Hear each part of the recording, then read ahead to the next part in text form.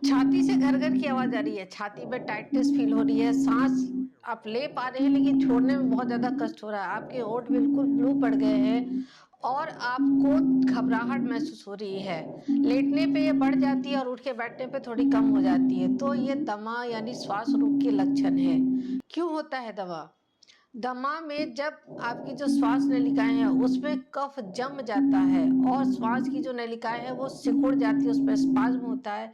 तो जो सांस आप अंदर लेते हैं आप ले तो पाते हैं लेकिन निकलते वक्त वो सांस बाहर पूरी तरह से नहीं आ पाती है। इसके कारण शरीर से जो कार्बन डाइऑक्साइड है वो बाहर नहीं छूट पाता है। शरीर के अंदर कार्बन डाइऑक्साइड की मात्रा बढ़ती है तो आपके ब्रेन में जो रेस्पिरेटरी सेंटर है उससे ट्रिगर करता है, जिससे आपकी सांस लेने की प्रति मिनट संख्या बढ़ जाती है। बच्चों में भी होती है, बड़ों में भी होती है। इसी बढ़ी हुई श्वास की संख्या को हम श्वास रोग, जिसे दमा या अस्थमा कहा जाता है, इसके रूप में प्रचलित है। हेलो फ्रेंड्स, मेरा नाम डॉक्टर उमा गुप्ता है। मैं एक आयुर्वेद कंसल्टेंट हूँ। मेरा 15 इयर्स का एक्सपीरियंस है। श्वास के रोगियों की संख्या हर साल बढ़ती जा रही है। उसका कारण आप एलर्जी कह लें, पॉलन ग्रेन्स कह लें या एयर पोल्यूशन कह लें, सेकेंड हैंड स्मोक कह लें, कारण कुछ भी हो, इसके रोगी बढ़ते ही जा रहे हैं। आयुर्वेद में श्वास को हम कफ दोष का प्रधान मानते हैं, यानी जल और पृथ्वी तत्व का बहुत बढ़ जाना। ये क्यों बढ़ गया? क्योंकि आपकी डाइजेस्टिव कैपेसिटी कम हो गई है, आपका अग्नि मांद्य हो रखा है। जो आपके खाने में जो जल और पृथ्वी तत्व है उसको पूरी तरह पचा के उसको रेगुलराइज वे में नहीं बनाता है, तो ये एक्सेसिव कफ बन जाता है।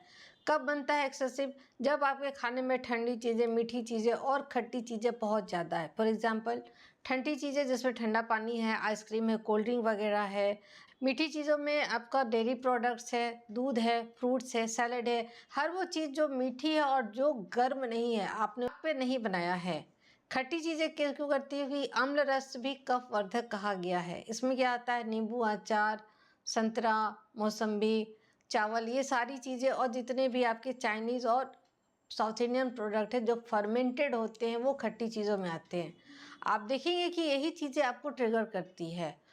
एलर्जी जो कहा जाता है कि जिसकी वजह से श्वास होता है, तो उसे हम आयुर्वेद में भी अग्निमाद्य में ही लेते हैं कि आपकी बॉडी में कोई ऐसा प्रोटीन गया नोज के थ्रू या खाने के थ्रू जिसको आपकी बॉडी पूरी तरह से डाइजेस्ट नहीं कर पाई, तो उसके जो इंटरमीडिएट प्रोडक्ट बनते हैं वो एलर्जी का कारण, हिस्टामिन के जनरेशन का कारण बनते हैं। आयुर्वेद में जब हम इसकी ट्रीटमेंट करते हैं तो पेशेंट बहुत अच्छी तरह से क्योर होते हैं। आयुर्वेद में जब हम इसकी ट्रीटमेंट करते हैं तो पेशेंट का इन्हेलर भी छूटता है, स्टेरॉयड भी छूटता है और उसकी क्वालिटी ऑफ लाइफ बहुत अच्छी हो जाती है।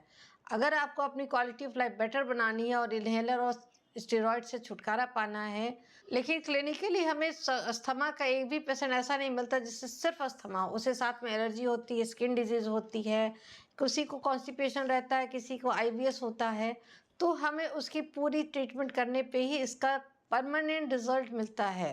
टाइम में के लिए आपको रिजल्ट स्टेरॉयड भी देगा और इन्हेलर भी देंगे, बट वो आपकी बॉडी के लिए कितना खराब है ये आज की डेट में हर कोई जानते हैं कोविड के बाद। अगर आपको अस्थमा है तो अपना ट्रीटमेंट आयुर्वेद में जरूर कराएं। आप मुझसे भी कंसल्टेंट बुक कर सकते हैं। अगर मेरा वीडियो आपको अच्छा लगा तो इस वीडियो को लाइक और शेयर जरूर कीजिए, मेरे चैनल को सब्सक्राइब कीजिए। नेक्स्ट वीडियो में हम बच्चों में अस्थमा क्यों बढ़ रहा है और इसके लिए क्या प्रिकॉशन ले सकते हैं, इस पर बात करेंगे। धन्यवाद।